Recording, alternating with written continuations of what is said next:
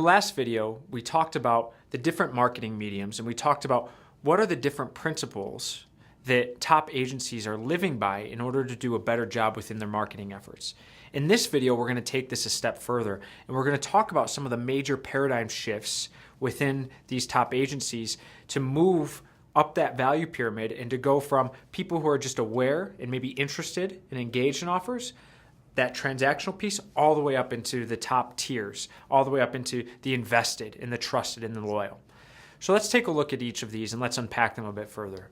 The first transition that we began to notice was this move from product to people, meaning product, which was on, the services that you had, the features that you had, the packages that maybe you had, moving that towards people. What are the experiences that they're looking for? Who are they trying to be? The next shift that we saw was from advertising to education. When I say advertising, it's typically very content focused, where education is much more, how do we help people understand what options they have available to them? How do we then enable them to walk through those options and to make the right choice, the choice that's right and the decision that is right for them? The next shift that we've seen was one from chance to design. Chance being, you just leave it up to chance that someone sees your marketing materials, it hits them at the right point, and it gets them interested. It's tough to get past that noise barrier. So how can you do that? You have to be designed. You have to be architected. And these agencies were very deliberate with how they did that. The last shift that we saw was from individuals to networks. In the past, everything was about how do I get into this one-on-one transaction with someone? How do I then continue to get that individual to come back with me over and over and over again? What historically has not been looked at is how do I tap into the networks? So if I have an individual that is part of my desired and targeted customer base, it's probably, you could be pretty confident that the network that they have surrounding them is going to be individuals that are somewhat similar to them. So how do you tap into their professional network? How do you tap into their personal network? So it's looking at things, and the way that you approach that from a marketing standpoint is very different. So we're going to take a look at each of these shifts now more in depth. The first shift is product to people. And within that, there's three sub-shifts that I want us to talk about. One is going from supply to demand. The next one would be to go from things to experiences. And last being from information to identity. Let's talk about these. So when you think about supply and demand, supply is often generated by, surprise, surprise, a supplier. And it's often to fill gaps. So in this example that we have, take a look at Southwest. Southwest is promoting getaways for a very low price. Now, why are they doing that? Well, maybe it's a low time in the travel season and they're trying to fill some seats. It may also be because maybe they have a certain leg of trips or certain destinations that they're looking to get more exposure to. But they're focused on supply. They're trying to create demand. Now, on the other side, what we were seeing is that the very best agencies, they were actually focused more on identifying where their customers, wanted to go in the future. And what they were able to do by focusing on that is asking people, what is on your bucket list? Where would you want to go? If you could leave again tomorrow, where would you go to? And by doing that, and by bringing their teams together, they were able to then identify what are the threads that we're seeing running across this. Maybe we're starting to see that a lot of our customers are talking about in the future, they want to go to Burma. Well, do we have the skills and the capabilities and the right people with the right expertise and specialization to get there? That becomes the question. But again, now they're tailoring their offers based on demand that they know is coming versus just trying to fill seats or fill supply. Now, again, with all of these, I'm not saying that there's a right or a wrong. I'm just noticing that there's some differences here. And you may want to start to consider these in how you start to market. The next one is also part of product to people, and it's things to experiences. Take a look at these two examples. Now, when you look at the example for things, what do you see there? It says, this is it. And I see a picture of a bunch of buffalo. Now, if you happen to maybe catch me at the right time, or maybe I'm an avid Buffalo fan, maybe they're trying to speak to the fact that I'm a Buffalo Bills football fan, but I doubt that. But it would have to be something that really, truly got me at the right time in order to get me interested to try to go and visit Africa based on that. Now let's contrast that with the other side, with the experiences side. Take a look at this image. Let's say that you know your customer base is wealthy, they're retired, they also enjoy intimate settings with their family and friends. Let's say they're also very adventurous. Then you also may know that they are looking to travel to Africa. Maybe it's something that they've always wanted to do. You may approach them in this experiential type of manner instead of just focusing on the things. Now, you do need to be careful with this because you may put this experience out there and the husband may look at this and say, that looks awesome. I can't wait to go out and to dine in front of giraffes and other wildlife. And then the wife may look at this and say, and she may just look at it and say, in this, all I can think about is the lion that's sitting off to the side of the picture that you can't see. And maybe she doesn't have quite the same takeaway from this. So you do need to show that you know and respect all of the different viewpoints, but it's a lot different of a conversation because now you're talking about imagine this or what if that, rather than just trying to focus them on something that maybe that they could go and see. Help them realize something that maybe they've always wanted to obtain. Focus it on that experience.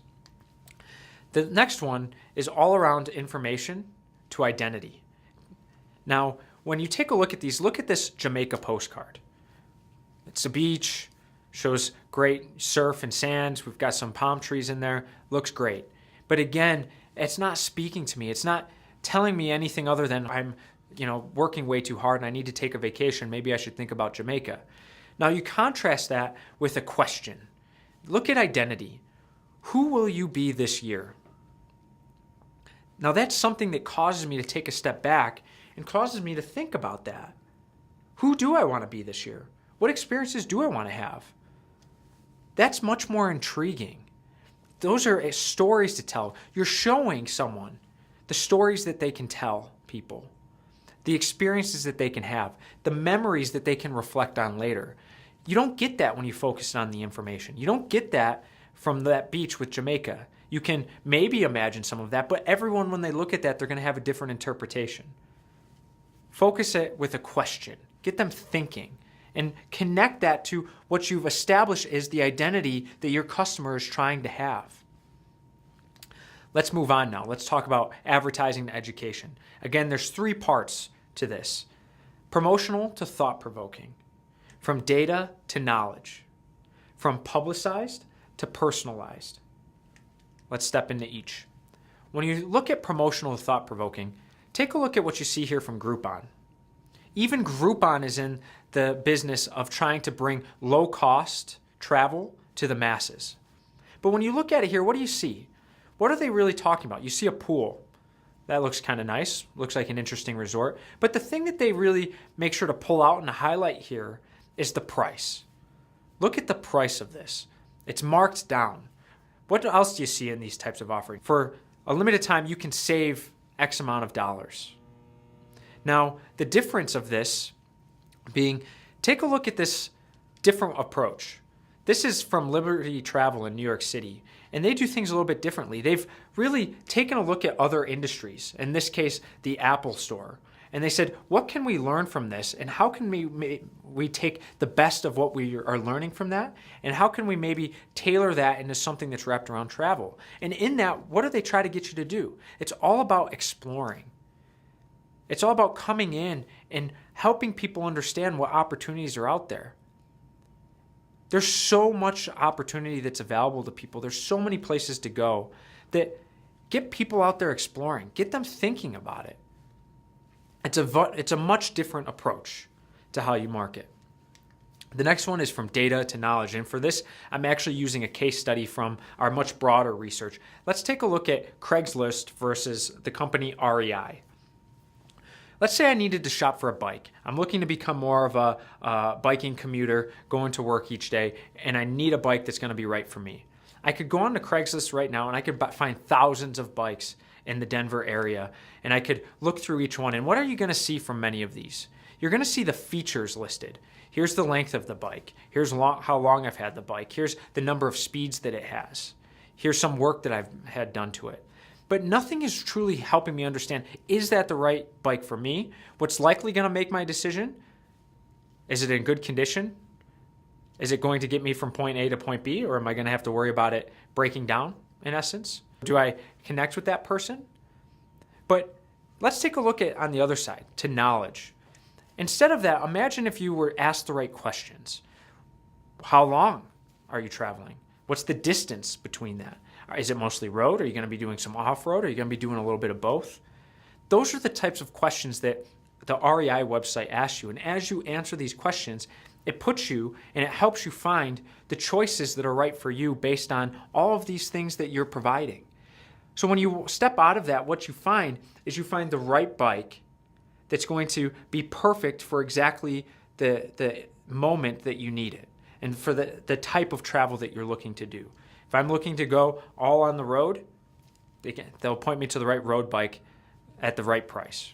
So that's a lot of value in that, but that makes me smarter along the way. It asks me the right questions, and then it helps me and it guides me to the right answer. Again, different way to market. The next one is from publicized to personalized. I can't tell you how many times I've received different pamphlets in the mail about different destinations, different offerings, different cruises. It's just, there's so much out there. How many of you, in maybe your back storage room, have that packet of pamphlets to go to a place like Italy? Let's then translate that, or let's look at that a little bit differently. Imagine if you knew the specific things that your customer really liked and really wanted out of their travel. And imagine you had heard them talking that they wanted to go to Italy as well at some point. It was on their bucket list. Well, what if you put together, in this example, a package that gave them all of the things that they look for and all of the things that they enjoy while they're out traveling, and have it very custom to Italy? Now, you hand that to them or you send that to them, and that is going to trigger a much more emotional reaction. And not only that, imagine if it was just that pamphlet.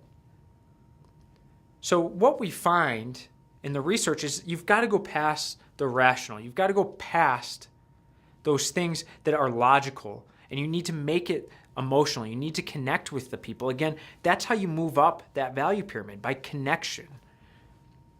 The other thing that you'll see here, that we'll speak to a little bit more later on, but the other thing that you see is that, let's say you're going to give them this package. Another thing that you can do is you can give enough of the contents, and you can ask them to share that with their friends. Why don't you talk with your friends or your colleagues, your husband, whoever that may be, your family, and why don't you share this experience, and why don't you learn about Italy and all of the different things that you could experience there together? And what are you now doing? You're seeding a much larger opportunity. Maybe not for Italy, maybe it's for something else, but you're starting to establish those connections. The next major shift is from chance to design, and there's 3 sub-shifts under that. We've seen organic to architected, price to value, something called above the line marketing and below the line marketing, to through the line and below the line marketing, and I'll explain that in more depth. Let's take a look at this first one, organic to architected. Are you familiar with the website Woot? Now, it's an interesting concept. What Woot does is they actually go out and they buy a single product at wholesale. They buy thousands and thousands of that one item. And then what they do is they make that item available for one day on their website. So every day they have one deal. And that deal, and because they've bought it at bulk, they can offer that at a much lower price than if you went out into the market and you bought that. And so what they're doing is, it's just by spur chance that you may go to the website that day and want to purchase something. In the example here, I may just stumble on this and see that it's a vacuum cleaner, and I may say, oh, not today, and move on. But someone may say, I've been looking to get a new vacuum cleaner, and it may just resonate them with the right time. That's very organic marketing and sales. Now you contrast that to Amazon.com. I'm sure just about everyone has had some sort of experience with Amazon, but think about the different opportunities that they build into their system.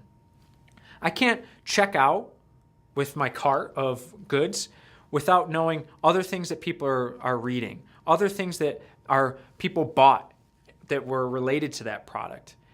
I'll tell you right now, back at my place, I've got a stack of books that I've bought because it seems like a great idea. I'm never going to get through these books, but it shows how they've been able to start to turn this architected experience and this data and this insight into something that helps people. Yeah, I didn't know that book existed. That sounds interesting. I am going to get that one as well. So think about how you could maybe architect what you do a little bit more. The next one is from price to value. I think everyone knows about Walmart and knows about Target, but if not, let me explain this a bit. Have you heard of the company Kmart? Kmart is quickly going out of business. And why is Kmart going out of business? Because they tried to compete with Walmart at their own game, being the lowest cost provider within an industry or within a segment. Now, the reason why Kmart had such a problem there is because Walmart had already established itself. It already had all of the relationships. It already had all of the infrastructure in place. It was already putting pressure and tension in the right areas. And it was already lodged in people's minds. And so Kmart, not trying to carve out their own market from that, found themselves trying to play in a game that they couldn't win. Now you contrast that to a company like Target. Target, in many cases, is a very similar model to Walmart. But Target's a little bit different. Target has said, we don't want to be the lowest price. We want to be the best price and offer the most value at that price point. So they've actually made their own market, and the market's a little bit different. Now, in commoditized goods, they absolutely try to be price competitive with Walmart. So things like toilet paper and light bulbs and those odds and ends. But when it talks about their clothing lines or some of their other goods, absolutely not do they try to compete on price. And so out of doing that, there's now separation between the brands. I'm going to go maybe to Walmart for certain things, but I have to go to Target in order to get the others. And so they've made a market for themselves, and they're not competing directly, and that's why they've been doing so well. So ask yourself, right now in the travel industry, it's very commoditized. A lot of people are competing on price. How do you move into value? And that's more of a strategic question, but think about that in your marketing as well. How do you market more on the value that you're providing and the value of the experience of working with you versus the price? This next one, above the line, below the line, and through the line, let me talk about that a little bit. So above the line marketing or above the line advertising, that's all of your mass communication channels. So those are the things like TV and radio and print, okay? Below the line is very intimate one-on-one settings, okay? It's typically one-on-one or one-on-few. And that's anything that you can possibly do to really get that close connection. Through the line is a mix of both above the line concepts and below the line. So you're trying to take your message that may be a much more broad message, but you're bringing it into a forum that you feel like maybe you can connect in a better way. So in the example here, what I'm absolutely not trying to do is reopen the political debate, but it does give you some very good examples of each one of these. For instance, when you look at above the line, how many flyers and pamphlets and just swag did you see everywhere for Obama and for Romney? I couldn't drive 25 feet without seeing some sort of bumper sticker. That's above the line advertising. Talking about below the line, in this example, they're both kissing babies to show that connection, but that's what it is. It's really trying to get out there and get very close with the people that you're trying to connect with, that you're trying to establish a relationship with. So this could be, in your case, a one-on-one meeting that you may have face-to-face. Maybe if you use Skype, it may be a Skype face-to-face meeting if they're remote or if they're located somewhere that's not geographically accessible. And then the last one is through the line. So when you look at the campaigns, what do? They do these major rallies. And these rallies have the best of both worlds. In that, they're trying to get out their mass messages. They're trying to get you to relate to their causes and to vote for them, but they're doing it in a way where they're speaking in front of lots of people. There's an almost removed face-to-face version of it, but they're still there. You're still in the experience with everyone else. You still feel that connection. You feel drawn to it as long as it's done well, right? That's what through the line is. So ask yourself how you could potentially be using these. Now, what we saw was a transition here.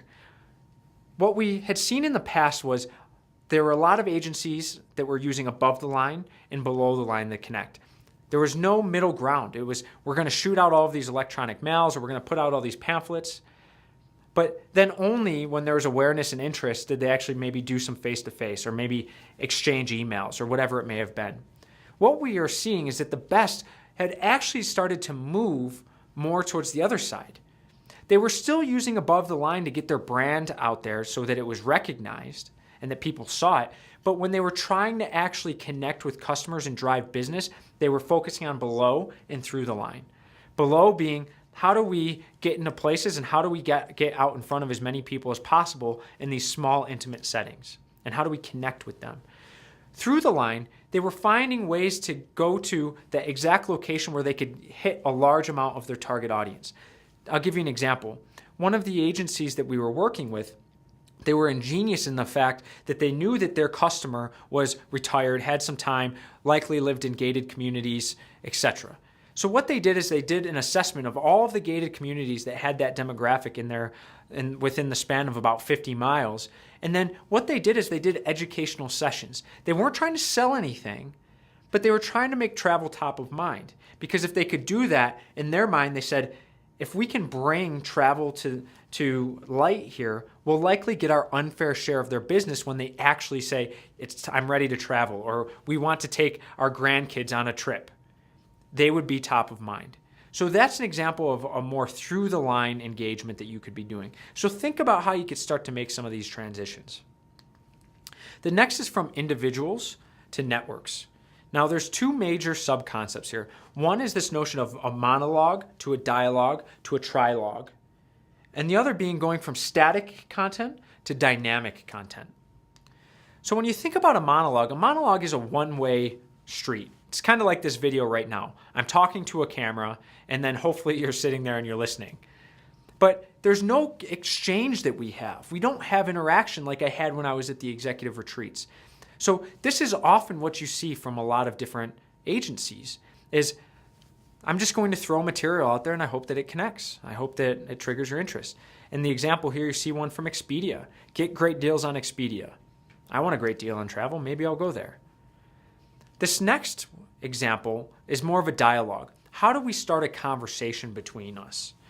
Now, I'm not saying everyone should go out and create a to-do list on napkins like Hilton has, but it's an example of one way that was somewhat innovative that this hotel chain said, how can we get people asking questions and then get them wanting to talk with our people? Opening up that conversation. This trilogue piece is this notion that now with the rise of social media, the conversation is never one way. People talk all of the time. So if you think that something that you do that's negative is not going to start to get passed around to friends, you're wrong. It's happening, and it happens every day to some of the most major brands on the planet. But that's also an opportunity for the good, for when good things happen, good ways to connect with the type of people that you really want to be working with. In this example, there's a group or there's an app for the most sense that sits on top of Facebook, and it's called Trippy. And what it is you can go into that app and you can say, I want to go to Paris. And based on that, people that have gone to Paris before, or actually people that live in Paris, can start to give you ideas on the type of trip that you want to make. So in essence, you're almost crowdsourcing your trip to find all of the cool places to go see, what you need to go do. If you think for a second that that's not something that is top of mind for these younger generations, these generations that we've noticed there's a disconnect with, then you really need to invest some time into that. And I'm not saying go invest in Trippy. I'm saying think about the ways that you can connect with the broader network, with people's personal connections, with their professional connections. I'll give you one more example. One of the things that we saw is that there were some agencies that had a hybrid model, meaning they focused on leisure and corporate. What the unique thing was for these agencies that they did really, really well is that when they had these corporate clients, they would turn these people into leisure clients. Because the way that they would approach it is to say, imagine if you could work with one person end-to-end for all of your business travel and all of your family travel. That was a compelling offer. And that was one way that they started to then build up that rapport, build up that credibility, and to get people traveling with them. Now, that person is also talking to their peers within the company. They're going out to lunches together, and you think that they're not going to start talking about that, and it just sort of snowballed, and it built for itself. So think about the trilogue. Next, from static content to dynamic content. Static content, you send a thank you when people come back. from what I've seen in the interviews and what I've seen in the observations, a lot of people aren't even doing that. Someone just spent thousands of dollars with you and you're not even sending a thank you. So think about, how could I be at least doing my due diligence to say thank you for your business and request that new business? But what we are seeing here is that there was this level of maturity that was brought in by these top agencies. They created dynamic content. One agency went as far as to work with their preferred suppliers to set up this arrangement where the supplier would take pictures of the family and all of the different destinations on their trip and all of the different activities. And they would take these great photos. And then what they would do is when they returned from the trip, that supplier would give the agency all of those images. And then what that agency would do is turn that into a book. And that book would give information about all the destinations that they went to, so facts and history. And it would also be pictures of them at those locations. And so now, where do you think that that's going to sit? One, that's going to sit on their coffee table. And I'll tell you that they were very smart and they knew that their customer base was one that had a lot of social events and parties. You don't think that people were going to be looking through that? They absolutely did. And that started to seed new opportunities for them. That also moved them up the value chain to that relationship. They were connecting.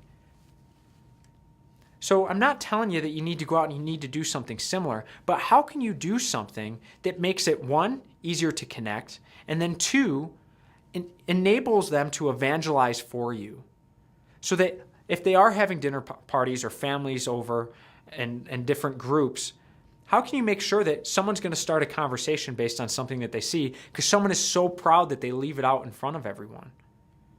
So ask yourself those tough questions and see what some of these things are that you can move to. Now, we've talked about 4 major shifts. We talked about from product to people, advertising, education, chance to design, and individuals to networks. The last thing you want to do is to try to go out and to try to make widespread changes in all of these areas. Pick just 2 or 3 that you found really interesting or maybe are low-hanging fruit for you and take advantage of that. Say, for the next 90 days, I'm going to just get really good at that. And if that works for you, then start to pick a couple of these other options. Think about how that might work for your business. Think about how maybe you'd have to partner with your preferred suppliers in order to make it happen. Thank you for your time.